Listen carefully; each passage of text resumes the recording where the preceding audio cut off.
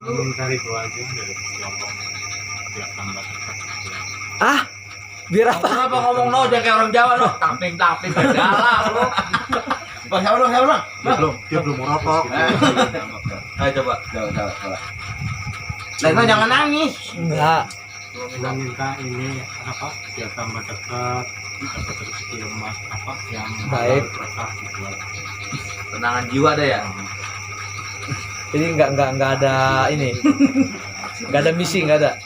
Oh ya udah. Ya udah jadi paksa. Kok udah dia mah Orang pasangan hidup. hari itu mah. Ya udah jadi paksa, jadi paksa. Nambah lagi itu yang demen tuh. Ntar coba tambah lagi. Ya, iya. Tambah aja tuh no. Ini baru diawetin nih orang kayak gini. Marno 500.000 ya berarti. Marno 500.000 biar Allah redho, dia semakin diberkahi usahanya. Amin. Bismillahirrahmanirrahim. Assalamualaikum warahmatullahi wabarakatuh. Waalaikumsalam warahmatullahi wabarakatuh. Saya Nanang gitu, aku bisangan. Alamat lengkap. Lupa deh tuh. Ayo. Nomor nikah jangan lupa ini. Sama ya dari majelis Satarhak Tangerang Timur yang itu ya minta doanya ada beberapa yang kemarin saya omongin saya ya mudah-mudahan kabul amin Amin ya Allah. Hajatnya nggak disebutin ya Mea ya Mea hajatnya Me, Kak, Dari jelas. hajatnya itu ya insya Allah di bulan Maret saya mau bangun rumah. Amin ya Allah kabul. Amin ya Allah. Aman, Semuanya lancar. untuk teman-teman semua rekan-rekan di sini Kabul. biar bisa berjalan dengan lancar. Amin. Ya, terima kasih. Wassalamualaikum warahmatullahi wabarakatuh. Waalaikumsalam. Yang penting material urusannya bener. Yang penting material urusannya bener. Lancar. Ya. Nah kalau doang material lancar udah jelas. Gak sepotong. Ya. Jadi kemarin malam Nanang dari malam udah ngomong. Cuman saya kepengen praktek. Jadi saya bilang ngomongin remaja malam Senin Nang. Jadi biar disaksikan semua. Sengaja saya juga saya rekam sengaja. Sampai nanti kejadian itu lagi ngebangun pun nanti saya ambil itu sampai selesai. Jadi nanti saya akan membuktikan gitu. Artinya Allah itu maha berkuasa. Jadi Nanang mau eksperimen. Nah jadi ngomongnya dana ini adalah buat nanti di tanggal 21 ya. Tanggal 21 di bulan Februari acara kita yaitu mengenai santunan. Perihal besar enggaknya kan tergantung biaya. Tetap kita akan adakan itu kita nyantunin. Nah, jadi disinilah Nanang yang barusan saya sampaikan.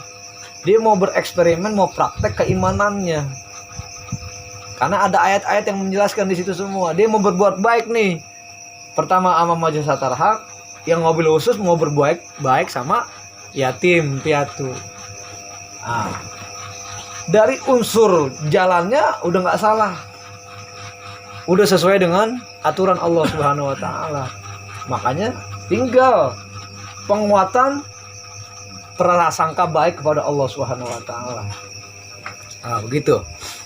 Kita hitung aja ya, biar jelas ini, biar danta. Wah, 50.000. Kamteng. 50 ribuan semua ini. Alhamdulillah. Bocil gitu. Pasti. Belum minta korupsi gua. Udah ada dusta di antara kita ya, Ai. Ini transparan ya, Ai. Biasa dia ngomong di belakang mulu nih. Dulu lah masa dapet amplop dari siapa dia kagak pernah dibuka nih. Kurang ajar dia nih.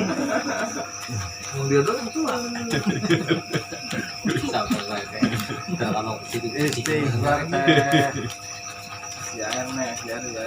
Dua setengah nah.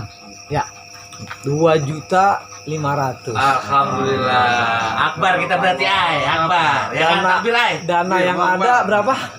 14 ya? Dana yang ada sekarang Sekarang alhamdulillah tadi ada tambahan dari Mas. Alhamdulillah no berkano. 500.000 jadi 2 juta. Berarti 300. pokoknya kurang lebih udah hampir 5 juta ya. Akbar, Ah, artinya Masih uduk bae artinya. Kurang ajar ini. gini. Tadi sohibul bait ya, artinya sohibul hajat Hajat. udah ngomong semuanya. Nah ini mudah-mudahan wabil khusus yang pertama kita minta biar dikasih sehat walafiat. Amin. Yang khususnya ini dulu nih, sehat lahir batin. Amin. Terus dikasih sama Allah panjang umur. Amin. Dan dikasih pembuktian sama Allah Subhanahu wa taala. Akan kita tunggu ini kuasa Allah Subhanahu wa taala Amin. supaya kita benar-benar imannya bagus, akhirnya kita semua keangkat semuanya. Amin. Ya Allah. Dan wabil khusus biar dibimbing sama Allah Subhanahu wa taala. Amin. Ya kan? Warno apa no hajat no? Nah, tinggal Mas Warno nih hajatnya. Mau apa? nikah dulu mah gua tahu. Ano? Jadi kalau kita hitungan yang pernah kita bahas ya, kalau kita hitungan yang bahas yang tadi saya sampaikan, ini kita ngitung secara Quran nih istilahnya. Manja abil hasanati falahu amsul amsalihha, barang siapa berbuat baik sekali kebaikan dibalas 10 kali.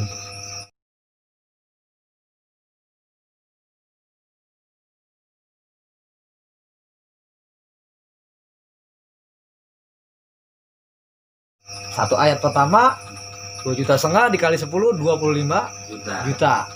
Nggak cukup tuh rumah, bener nggak? Belum cukup. 70 mana? Kalau bukan, ini ayat Tambahan gitu Nah, bukan. nih. Terus ayat ada lagi. Ini ada ayat selanjutnya. Oh, kalau nggak ngaji begini. Ada ayat selanjutnya ya. Kata Allah yang artinya begini.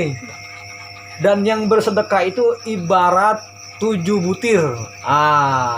Satu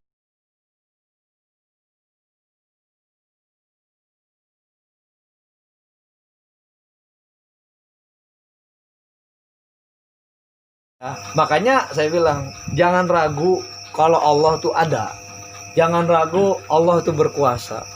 Cuma dengan satu catatan, syaratnya secara syariat tetap modalnya tetap harus punya usaha. Kalau tiba ngasih 2,5 juta nggak punya usaha, seminggu bohong. Paham nggak kira-kira? Menungguin aja nggak bisa. Nggak bisa ya. Jadi tetap harus punya usaha. Nah usaha itulah nantinya yang jadi pintu gerbangnya Allah nolongin. Itu. Tapi kalau nggak punya usaha nggak bisa. Nah ada ayat yang lain. Fama ya'mal miskala dzarratin khairan yarah. Barang siapa berbuat baik maka akan dibalas kebaikan tersebut. Begitu. Banyak ayat-ayat di Al-Qur'an lah kurang lebihnya seperti itu. Yang pernah kita kaji juga kan yang lalu-lalu seperti itu. Makanya ini ibaratnya mudah-mudahan bisa dipahami. Jadi intinya Nanang pengen punya rumah. Ya, Nanang pengen punya rumah nih. Kalau pada saat ini Nanang berpikiran ragu, ini bahaya. Makanya di sini saya akan input lagi nih. Malam ini bareng-bareng kita input. Yang pertama, rumah itu dengan kemahabesaran Allah nggak ada apa-apanya. Maknanya kalau kita sudah mengucap Allahu Akbar, berarti yang lain kecil. Ini harus ditanamin di sini. Artinya di saat kita mengucap Allahu Akbar, yang lain kecil. Artinya jangan menyudutkan berapapun biayanya nanti masalah rumah tersebut. Jangan pernah sekali-kali gede banget ya, nggak bisa. Tetap lebih besar kemahakuasaan Allah Subhanahu wa taala. Jadi rumus-rumus itu yang harus dipegang. Itu supaya perjalanannya stabil nih terus. Karena memang pengalaman saya sama kawan saya yang udah ada nih, ini begini memang. Waktu itu ceritanya mau ada maulid. Saya waktu itu berlima ya. Saya ngeluarin 500.000, temen saya 500. Nah teman kita yang sekarang udah jadi orang sukses itu persis dia ngeluarin 2,5 juta. Jadi pada saat malamnya itu saya megang kurang lebih 4,5 juta kan berlima. Saya gope. Saya praktek juga pada saat itu. Terjadilah maulid. Nah itu pintu gerbang awalnya tuh. Saya siap Pak Guru, langsung ngeluarin 2,5 juta, saya gope. Nah ini hasilnya yang terjadi sekarang ini dapat semua gitu loh. Jadi kalau udah menilik 1 tahun kemarin dari perjalanan belajar praktek itu, yang 2,5 juta dapatnya udah udah miliaran gitu lah. Nah yang gobe-gobe kita nih minimal udah pada punya rumah. Gitu, paham gak kira-kira? Kayak model mobil udah punya rumah. Ya kalau kayak abangnya Juwik udah rumah plus mobil, udah semua prakteknya. Ya saya sendiri ngerasain kan saya bilang. Nah gitu, jadi ini mirip. Makanya pas kemarin semua pembahasan saya itu nggak keluar koridor dari pengalaman yang saya sampaikan. Karena bareng-bareng dari nol, akhirnya saya ngasih pemahaman, ternyata alhamdulillah bener-bener Allah tunjukkan kuasanya. Gitu. Paham gak kira-kira? Jadi yang kita kejar, yang Nanang kejar, wabil khusus sama Marno nih kita nggak tahu hajatnya apaan dia, adalah ridho Allah. Ridho Allah tidak akan terjadi kalau orang tua tidak ridho. Ini rumusnya. Makanya mau ngejar ridho Allah, kejar lewat ridho orang tua. Nah saran saya sebelum ngebangun kan ngomong dulu, Mak saya mau bangun. Gak usah ribet-ribet, doain saya aja. Ikhlasin saya nih ngebangun, biar gampang terus, duitnya biar ada terus. Udah itu. Nah kalau mau ekstrim lagi, pokoknya mah ini kelar, ada dah Mak. Gitu kan peribahasanya. Ya ini mah kan begitu kalau mau ekstrim, tapi bener-bener ditanam di sini. Itu ada dah bangsa 5 gram mah buat Mak. Kan senang tuh orang tua. Wah pakai emas gua nih. Itu begitu. Itu begitu. Langsung masuk. Jadi kalau mau ekstrim ditambahin keyakinan lagi. Nah seperti itu. Pokoknya pengalaman-pengalaman yang sudah saya sampaikan.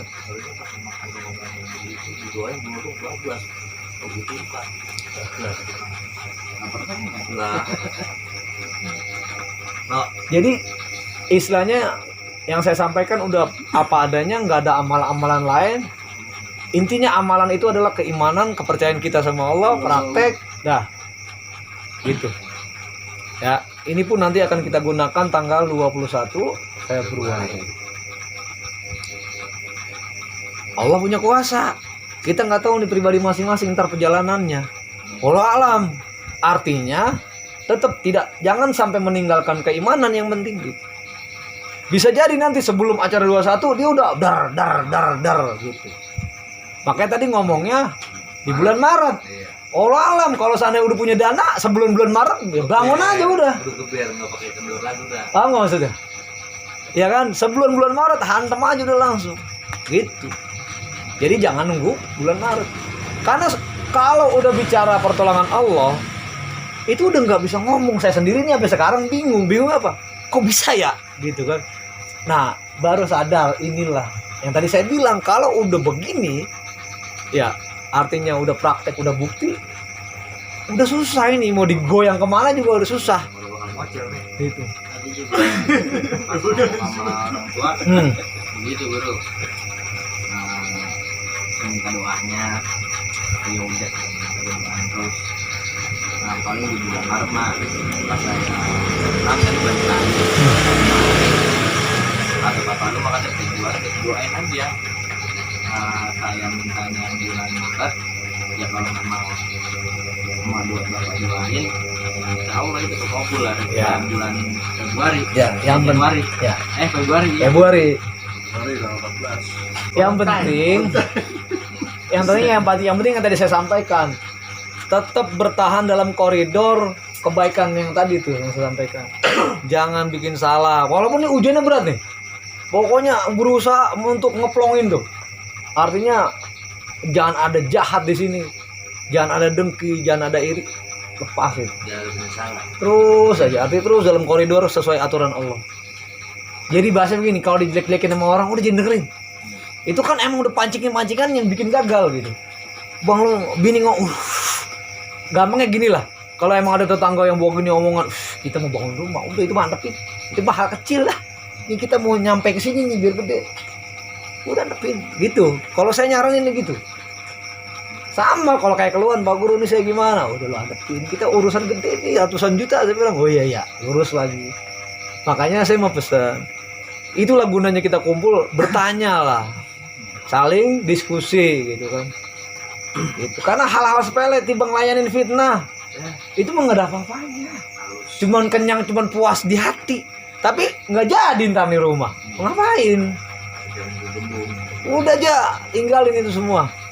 Nah kalau udah hasil, apalagi dipitah juga. Lupain dunia. Ah, gitulah gampangnya. Ya itulah perjalanannya seperti itu. Kadang-kadang lewat anak kita diuji. Umpama gitu kan, anak ini tahu-tahu bercanda berantem sama anak saudara. Udah usap dada aja. Karena itu kalau kita ikutin ini bisa kacau, Mbak. Ingat-ingat ya, ini ingat-ingat ya ngomong saya ini. Ya. Dan mulai juga menolong dalam kebaikan. Dan juga mulai meninggalkan menolong untuk kejahatan. Itu udah harus. Karena itu aturan Allah juga. Yang malam saya sampaikan di tawasulan kan. Ada orang juga yang bertanya gitu kan. Gimana caranya meninggalkan keterpurukan? Nah, salah satunya gitu. Mulai untuk tidak menolong dalam kejahatan. Artinya kalau ada teman, contoh gue minjem uang apa nih buat ngadu ayam. Jangan diadain.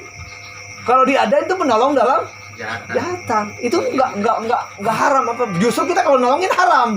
Paham enggak sudah? Gitu. Itu contoh kecil. Pokoknya bisa paham ya. Apapun itu kalau kejahatan jangan ditolongin karena itu perintah. Jangan saling tolong menolong dalam kejahatan, tapi tolong menolonglah dalam kebaikan. Saudara datang pakai duit cepet apa, nah anak gua pengen beli buku, itu tolongin tuh yang begitu dalam kebaikan. Paham ya? Makanya di sini yang saya bilang tadi iman yang main kan akhirnya. Kalau iman yang nggak ada, set mana temen dekat, bang gini CS, emang hobinya ngadu ayam contoh gitu ya. Gua agak tolongin dia marah sama gua, ntar kagak enak gua. Akhirnya tolongin juga, ini bahaya. Makanya saya bilang iman itu memisahkan yang benar dan yang salah. Tahu nggak maksudnya? Sekali lagi, iman itu adalah memisahkan yang benar sama yang salah. Itu iman. Gitu. Andai pun kita tidak memisahkan, Allah yang memisahkan. Yang pasti nih, biar pada ngerti, kebaikan sama kejahatan nggak bisa jadi satu. Ini biar paham. Ini contoh nih, kita bareng-bareng begini. Tahu-tahu ada yang jahat. Dibikin pisah itu dengan cerita Allah sendiri. Tahu-tahu dia begini, akhirnya malah dia yang malu dewek. Begitu yang terjadi. Walaupun deket banget gitu. Tapi karena emang dia punya sifat nggak jujur sama kita mah nggak pernah ngorek-ngorek gitu umpama. Tahu-tahu dia punya sifat nggak jujur, bohong, diem-diem di belakang kita. Tahu-tahu akhirnya dia dipisahkan dengan cerita Allah sendiri yang kita nggak mau. Tapi kalau udah Allah paksa ya berpisah. Nah itu yang saya maksud, bahwa kebaikan itu nggak bisa dicampur sama kejahatan.